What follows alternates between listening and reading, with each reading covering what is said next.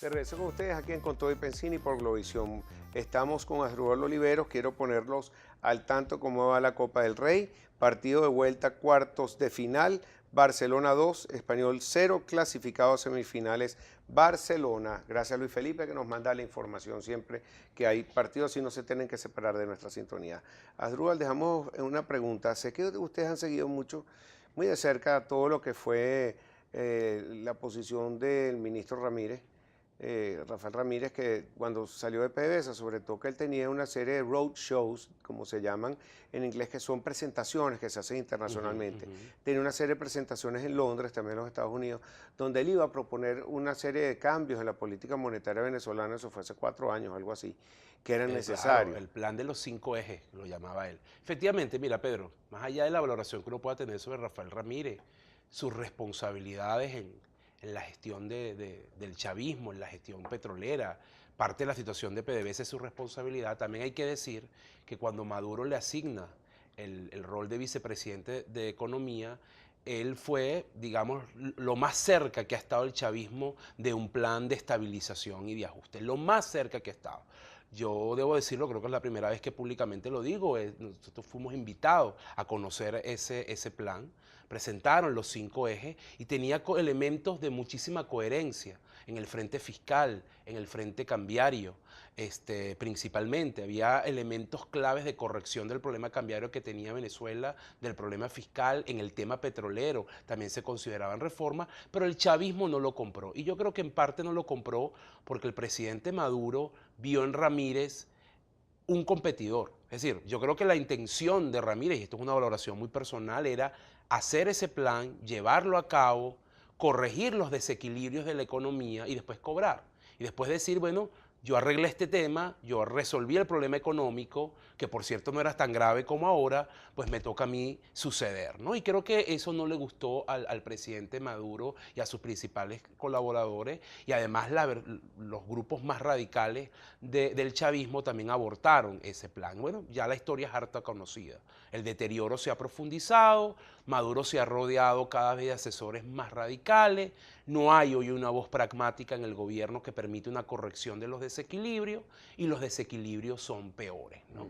¿Cómo adquirimos nosotros esa deuda? Porque me acuerdo que alguna de estas deudas se pagaba Claro, los famosos bolívar dólar. el bolívar dólar y se obtuvieron Mira, bolívares y mira eso la tiene diferencia que que ver tenemos con el ahorita. tema del control de cambio y el principal ideólogo de esto, Tobías Nógreva, lo recordará mucha gente, ministro de Chávez. Tobías Nóbrega y su equipo, ahí estaba un economista muy destacado en temas de finanzas, Alejandro Dopazo, también con mucha opacidad y corrupción, pues idearon todo un esquema donde tú emitías deuda, que el principal atractivo era que esa deuda se podía pagar en bolívar, aunque en título estaba denominado en dólares. Entonces, esa deuda se convertía en un vehículo para adquirir divisas. Mucha gente que hizo compraba el título, no por el título en sí, Pedro, sino porque agarraba ese título, lo entregaba a bancos internacionales afuera, con un descuento que en ese momento era bastante bajo. Es más, algunos bonos se vendieron incluso a valor par y recibían dólares. A Entonces te valor quedabas par. con los dólares, tú diste Tú bolívares. diste bolívares a descuento, a 70, Exactamente. 80 y recibías 100 dólares. Recibiste Qué bolívares, mal negocio recibías dólares a para el un tipo de gobierno. cambio atractivo, pero el gobierno se quedaba con un pasivo en dólares, que fue creciendo. Entonces, bueno, esto empezó en el año 2003, 2004, cuando arrancó este control de cambio y siguió su curso hasta 2013, 2014, con variaciones. Tuvo variaciones, pero en esencia funcionaba así. Entonces yo lo he dicho muchas veces, Pedro, es el peor endeudamiento posible. Es un endeudamiento que principalmente se hizo para financiar salida de capital. Entonces, ¿qué quedó en el país? ¿Cuál es el saldo hoy? El saldo hoy es una gran cantidad de actores privados que tienen mucha plata afuera, porque el sector privado venezolano tiene mucha plata afuera, gracias a todas estas colocaciones de deuda, y un Estado endeudado hasta los tuétanos, en default, con una aguda crisis de balanza de pago que tiene obviamente expresión de crisis social y de deterioro de la calidad de vida de la gente. Eso es lo que tenemos hoy. Y hay que decirlo, ahí Rafael Ramírez fue responsable porque mucho de ese endeudamiento se hizo a través de PDVSA. Recordemos aquella emisión gigante que coordinó Econinvest, que fue una de las más grandes para un mercado emergente, de los famosos 3 bonos de PDVSA, que fue una gran emisión. Entonces, PDVSA se endeudó a tasas gigantes, recibía los bolívares, eso no se invirtió en procesos productivos profundos y el país quedó endeudado, bueno, y privados con mucha plata. Claro, en parte eso es lo que ha permitido que mucho de ese sector privado hoy se mantenga en pie, porque ahora está teniendo que quemar y que utilizar esos dólares. Ahora, cuando tú te lanzas para una candidatura presidencial, por lo menos lo anuncias, tú debes creer que algunos seguidores tendrás, que tenés alguna popularidad. ¿Alguien lo ha medido? Porque todas las encuestas que he preguntado aquí en el canal no me lo han respondido. Yo tampoco he visto una encuesta, no tengo número para medir el arraigo de Rafael Ramírez. Lo que te quiero decir es que probablemente él sienta en su valoración que él hace que Maduro traiciona el legado de Chávez, que él puede continuar ese legado y además que en su momento propuso un plan para resolver los problemas. Me imagino que palabras más, palabras menos, eso es lo que él debe estar, Bueno, lo que debe estar viendo. María ¿no? Gabriela Chávez, que estuvo compañera de las Naciones Unidas, ayer relanzó un Twitter, un avatar Sí, que se llama Chávez Candanga. La cuenta del presidente ¿Tendrá Chávez. entonces ese apoyo de la hija del Mira, presidente? no se ¿Será sabe, una no se sorpresa sabe. de Al última hora? final tú ves ¿Tendrán que... dos candidaturas entonces el chavismo-madurismo? Mira, yo a lo mejor ahí soy muy pesimista, Pedro. Yo creo que al final Maduro va a lograr vencer cualquier escollo interno, cualquier elemento de disidencia, va a ser el candidato, tiene altas probabilidades de ganar, insisto, si esas elecciones no son competitivas, sino que tienen elementos de fraude, obviamente que las va a ganar, pero el problema viene después, o mejor dicho, el problema no desaparece. Lo que estamos hablando aquí, el default, la hiperinflación, la crisis social, el aislamiento, más sanciones, eso no desaparece. Entonces Maduro tiene un gravísimo problema que probablemente le va a estallar incluso ganando esa elección. A menos que cambie algunas condiciones políticas, económicas. Habrá que ver, habrá que ver. Okay, te quería preguntar también sobre la mesa de negociación, la mesa de diálogo. Sabía que no iba a dejar pasar eso. No, yo sé que te tardaste, te alargaste, pero no la voy a dejar pasar.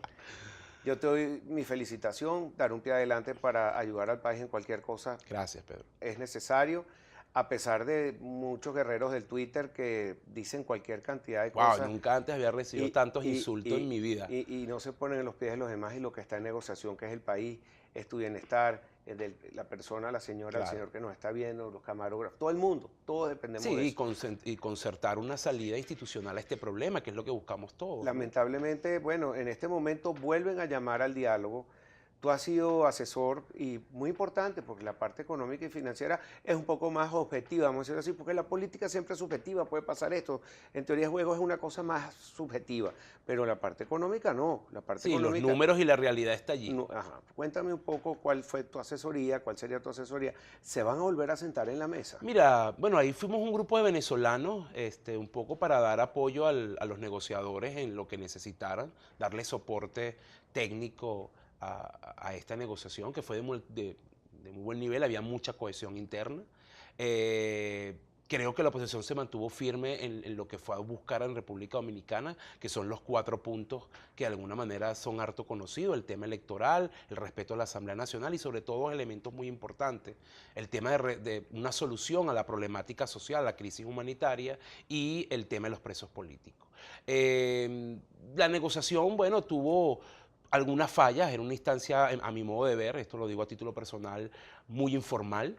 Creo que hacía falta más formalización, pero se avanzaron en la discusión de los temas, se vieron la cara y sobre todo con la presencia de la comunidad internacional. Sin embargo, este anuncio de la Asamblea Nacional de convocar unas elecciones en medio de esta negociación donde se están discutiendo condiciones electorales, pareciera que es un zarpazo a la mesa y creo que la oposición, también esto lo digo a título personal, debe evaluar su participación allí, si efectivamente están dadas las condiciones para volverse a sentar. Hay que evaluar el tema de la salida de México, que era un actor muy importante, y si tiene sentido entonces volver a ir a Dominicana después de este anuncio del presidente, ¿no? Porque efectivamente eso enrareció ese ambiente de negociación, porque insisto, uno de los pilares fundamentales de esa negociación era el tema electoral. ¿Por qué llaman entonces a esta mesa de diálogo si 2 de los facilitadores principales se retiran? Yo creo que es una declaración unilateral del presidente dominicano. uno la agradece, pero cuando él dice que efectivamente nuevamente en este fin de semana te puedes sentar en Santo Domingo, está diciendo un poco lo que él quisiera. Hasta ahora la información que tenemos es que efectivamente todavía la oposición está en un proceso de evaluación, no ha decidido si va a ir. Creo que Luis Florido dio una declaración al presidente Danilo en este sentido.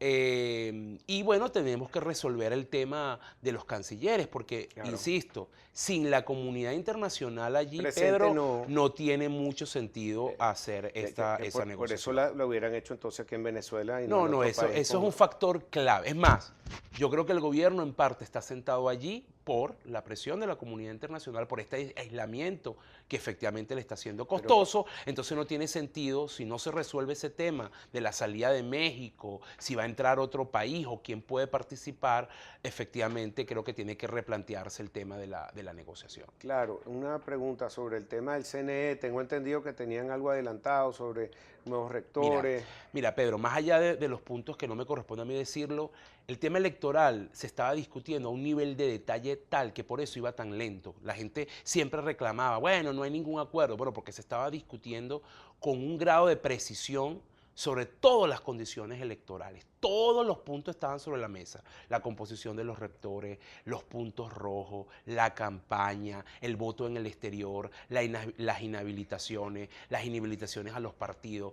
Todos esos temas estaban en discusión. Y ahí, bueno, se daban diferentes puntos de vista. Por eso vuelvo a insistir, el gobierno da este zarpazo a la mesa cuando justamente ese era el punto que se estaba discutiendo y que de alguna manera se estaba buscando. Mi opinión personal es que el gobierno hizo su propia valoración. El gobierno ¿qué fue lo que dijo? Si damos condiciones, vamos a perder.